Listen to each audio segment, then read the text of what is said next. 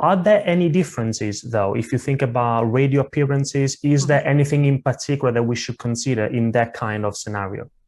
Yes, I would say so, because on radio, obviously you're a voice, you're just a voice.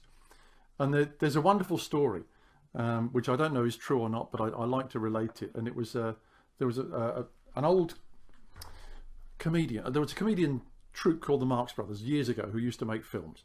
And the Groucho Marx, who was the leader of that group, was visiting a school and once said to a young person, apparently, "Do you prefer television or radio?" And the little boy said, "I prefer radio because the pictures are better." And because on radio, we create the images and we transmit those images, and the people who are listening recreate those images or create their own images in their head, and that becomes memorable. So I think on radio, it's good to think about, what image am I creating?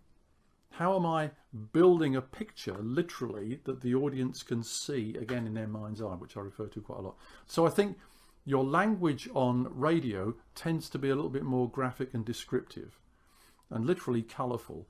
Whereas on television, because you can demonstrate something, or they can show a VT or something like that, you don't need to do that. But on radio, you need to think about, how am I creating pictures in the audience's head?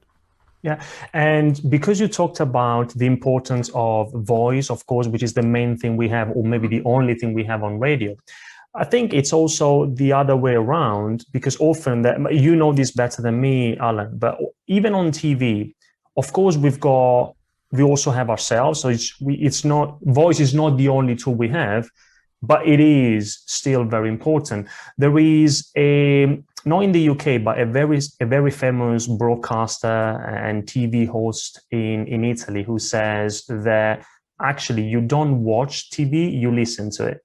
And that's because he's talking about the power of voice, the way you can get your message across more effectively simply by using the voice differently.